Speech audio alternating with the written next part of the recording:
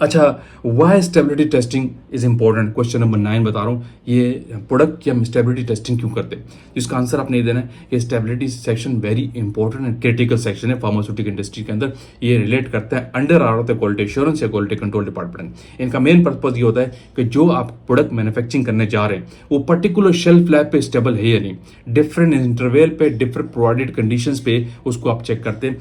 Particular humidity आप provide कर रहे होते हैं, पर्टिकुलर आप टेम्परेचर देके उस प्रोडक्ट को एक क्लाइमेटिक चैम्बर में रखते हैं। अगर शेल्फ लाइफ 2 साल है तो 2 साल के लिए टेस्टिंग करते हैं, अगर 3 साल है तो 3 साल के लिए उस प्रोडक्ट को डिफरेंट इंटरवल पे चेक करते हैं। 0 मंथ पे, 3 मंथ पे, 9 मंथ पे, 12 मंथ पे, 18 मंथ पे, 24 मंथ पे, अगर 2 शेल्फ लाइफ एक्सेलरेटेड स्टडी के लिए आती है और लॉन्ग टर्म स्टडी के लिए आती है। इस चीज पे आप उस प्रोडक्ट को चेक करते हैं, इंश्योर करते हैं। क्वालिटी स्टेबिलिटी सेक्शन वालों का काम ये होता है कि ये प्रोडक्ट डिफरेंट शेल्फ लाइफ तक इसकी एफिकेसी कितनी रहती है। तो वेरी इंपॉर्टेंट एरिया है, उस शेल्फ लाइफ के अंदर उस प्रोडक्ट में कोई चेंज तो नहीं आ रहा, ब्लिस्टर लीक तो नहीं हो रहा। ये सारी चीजें चेक करना स्टेबिलिटी सेक्शन में देखना होता है कि आपकी जो प्रोडक्ट मार्केट में 2 साल पड़ी रहती है तो कोई खराब तो नहीं होती। इसलिए ये इंपॉर्टेंट, वेरी इंपॉर्टेंट डिपार्टमेंट है फार्मास्यूटिकल इंडस्ट्रीज का और बड़ा क्रिटिकल काम है।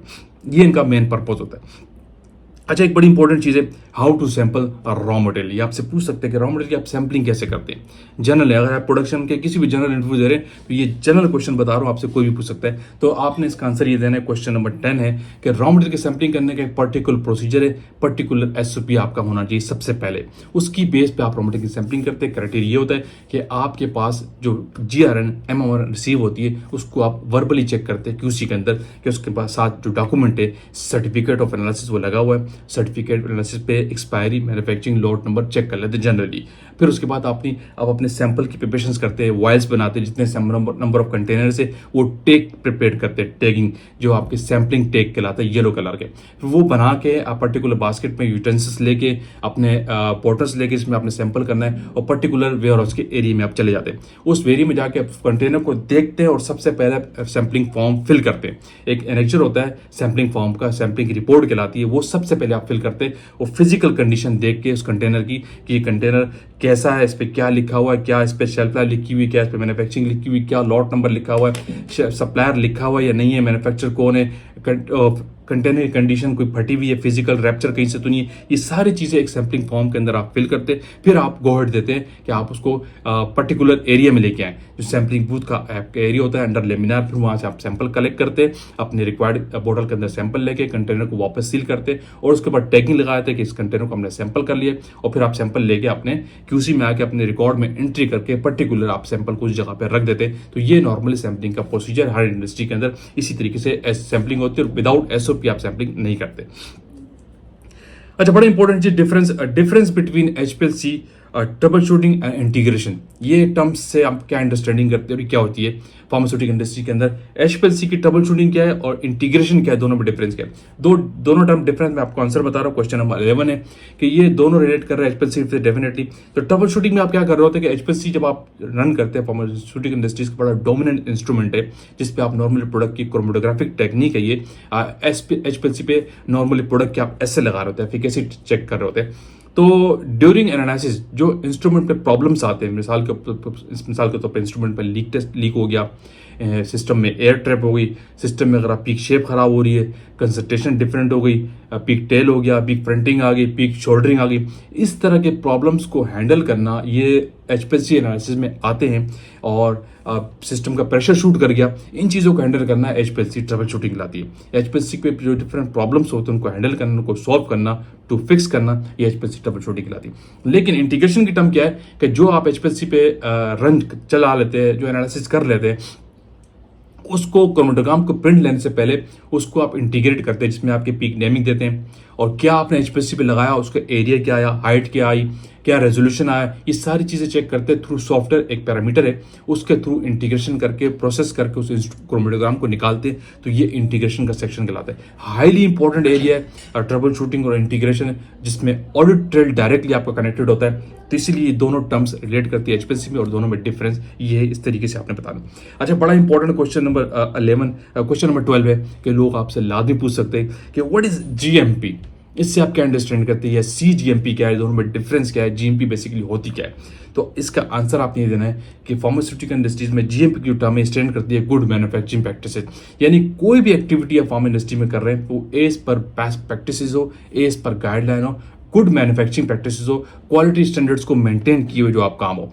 इसमें फिर टर्म्स ठीक है, यानी आप मैन्युफैक्चरिंग कर रहे हैं तो आपने जीएमपी को फॉलो करना है, आपकी क्लीनिंग सही होनी चाहिए, एरिया क्लीन हो, कोई कंटामिनेशन नहीं होना चाहिए, एज पर एसओपी डॉक्यूमेंट आपके पास होना चाहिए, विदाउट एसओपी नहीं होना चाहिए। जो वर्क लोग कर रहे हैं वो लोग ट्रेंड हो, उनका एसओपी रिकॉर्डिंग ट्रेनिंग रिकॉर्ड उनका फाइल हो। इसी तरह क्यूसी में जो काम हो रहा है वो एज पर जीएमपी, जीएलपी, सीएजीएमपी, ये तीनों टर्म्स यूज होती है, इससे हो। लेकिन सीजीएमपी क्या है कि करंट जीएमपी, ये जीएमपी की टर्म वाइड, इसके बाद सीजी जीएमपी की टर्म आ गई, यानी जो आप फार्मा इंडस्ट्री के अंदर करंट काम कर रहे हैं, करंट सिनेरियो में क्या स्टेटस इंडस्ट्री का मार्केट में। फॉर एग्जांपल मार्केट में आप चुका है एचपीएलसी 2024 का मॉडल आ चुका है, आप कर रहे हैं 2012 के मॉडल पे काम, उसमें सॉफ्टवेयर अपडेट हो चुका है और न्यू एडवांस टेक्निक्स आ चुकी है, न्यू गाइडलाइंस आ चुकी है, लोग ट्रेंड हो चुके हैं थ्रू डिफरेंट कंट्रीज। तो आप अपनी कंपनी को, अपने सिनेरियो को उस लेवल पे ले आते, न्यू इंस्ट्रूमेंटेशन पे ले आते, न्यू सॉफ्टवेयर जो मार्केट में आ चुके हैं उनको अडॉप्ट कर लेते, न्यू ट्रेनिंग क्राइटेरिया जो सेक्शन इन्वॉल्व हो चुका है उनको आप ले लेते, तो आप सी जीम पे आ जाते। यानी आप जो मार्केट में एग्जिस्टिंग एयर में काम कर रहे हैं उस वक्त मार्केट कितनी एडवांस हो चुकी है फार्मा इंडस्ट्री की, अगर आप अपनी कंपनी को उस लेवल पे आ जाते मीन्स कि आप जीएमपी से सी जीएमपी पे आ गए। तो इस तरीके से आपने इस चीज़ को डिफाइन करना है और वेरी इंपॉर्टेंट चीज़ है फार्मा इंडस्ट्री के अंदर। अच्छा, व्हाट इज एक बड़ा इंपॉर्टेंट क्वेश्चन नंबर 13 है, व्हाट इज बैच हिस्ट्री। इससे आप क्या अंडरस्टैंड करते हैं, बैच हिस्ट्री फार्मा इंडस्ट्री के अंदर क्या होती है। तो बैच हिस्ट्री बेसिकली क्या है, इसका आंसर आपने देना है कि जो भी आप मैन्युफैक्चरिंग कर रहे होते हैं, कोई भी प्रोडक्ट मैन्युफैक्चरिंग करते हैं, पर्टिकुलर बैच नंबर, सही है, एक आपने बैच बनाया, फॉर एग्जांपल आपका प्रोडक्ट ए थी और उसका बैच नंबर था 1 2 3, इस तरह प्रोडक्ट आपका बी थी, उसका बैच नंबर था 1 2 3 4। तो पर्टिकुलर जो बैच है, पर्टिकुलर जो प्रोडक्ट है, उसकी एक पर्टिकुलर हिस्ट्री होती है थ्रू स्टार्टिंग डिस्पेंसिंग से लेकर फाइनल स्टेज तक। मिसाल के तौर पर बैच डिस्पेंस हुआ, रॉ मटेरियल के जितने रॉ मटेरियल उसमें जगह वो डिस्पेंस हुए, फिर वो ब्लेंडिंग में आया, कोर में आया, कोटेड में गया, ब्लिस्टर में गया, पैकिंग हुआ, उसके बाद सारे स्टेजेस पे जो ऑपरेशन उसके साथ कनेक्टेड हुए, वो टेस्टिंग डेटा, प्रोडक्शन का भी, क्यूसी का भी, जो उस प्रोडक्ट के साथ लगता है पर्टिकुलर बैच का, वो उसकी बैच हिस्ट्री कहलाती है।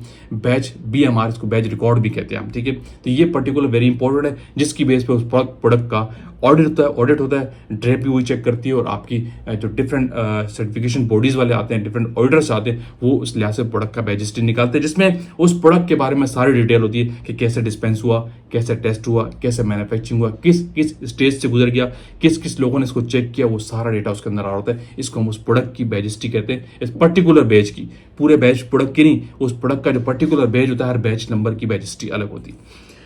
क्लियर हो गया।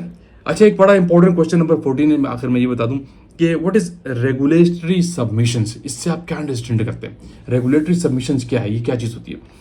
इसका आंसर आपने ये देना है, ये क्योंकि ये जनरल क्वेश्चन है, सही है। इसका आंसर आपने देना है कि रेगुलेटरी सबमिशन ये होता है कि जब कंपनी कोई भी न्यू प्रोडक्ट मार्केट में लॉन्च करने जा रही होती है विदाउट बिफोर रजिस्ट्रेशन, तो वो सर्टिफिकेशन लेती है।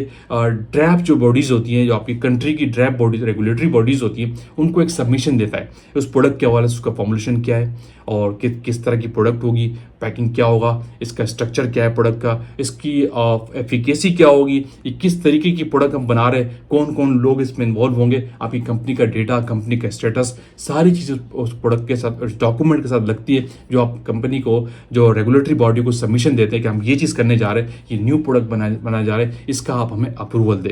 इस रेगुलेटरी सबमिशन की बेस में आपको ड्रैप, जो रेगुलेटरी है, ड्रैप आपकी कंट्री की होती है, वो आपको अथॉरिटी देती है, आपको राइट्स देती है, आपको अलाउ करती है कि अब आप इस कंपनी को बनाने जाएं। जब वो फाइल आपकी अप्रूव होती है, एक पर्टिकुलर फाइल का डॉक्यूमेंट होता है, रेगुलेटरी सबमिशन जिसको हम कहते हैं, वो वहां से अप्रूव होकर आती है, तो फिर आप उस प्रोडक्ट को कमर्शियल कर सकते हैं। उससे पहले आप प्रोडक्ट को कमर्शियल भी नहीं कर सकते, ठीक है। इसी तरह अगर आपने उस प्रोडक्ट को किसी अदर कंट्रीज में बैठना है, फिर वहाँ भेजना हो, वहाँ मार्केट करने जा रहे हो, तो वहाँ की कंपनी की रेगुलेटरी से भी आपको सबमिशन लेना होता है, तो वहाँ फिर अपना रेगुलेटरी सबमिशन आप वहाँ भी सबमिट कराते हैं। जैसे हम आईएसओ कंपनीज हो गई, यूएससी की एफडी हो गई, इस तरह उनसे आप जो सबमिशन की अलाउंस लेते हैं, उनसे परमिशन लेते हैं वहाँ सेल आउट करने के लिए, तो वो आपका वहाँ भी सबमिशन होता है। तो बेसिकली ये वो है बेसिकली कि रेगुलेटरी सबमिशन होता क्या है, इसका मेन पर्पस क्या है। तो फ्रेंड्स, क्लियर हुआ कि ये बेसिकली इतने सारे वो जनरल क्वेश्चन थे। आज वीडियो आज का थोड़ा लंबा हो गया कि जो आप फार्मा इंडस्ट्री के अंदर मोस्टली आस्किंग क्वेश्चंस मैं कहूँगा कि इस तरह के आपसे पूछे जाते हैं, जब आप जनरली एक एम फॉर्म, बी फॉर्म या एमएससी केमिस्ट्री करके फार्मा को ज्वाइन करने जा रहे थे, तो इस तरह के क्वेश्चन आपके सामने आते हैं। वीडियो का आप एंड करते, आई होप कि वीडियो आपने लाइक की तो शेयर कीजिए, कमेंट्स कीजिए। अगेन कहूँगा चलो चैनल पे न्यू है वो तो लाजमी सब्सक्राइब कीजिए ताकि ऐसी टेक्निकल वीडियोस आप तक पहुंचती रहे। थैंक यू फॉर वॉचिंग, अल्लाह हाफिज़।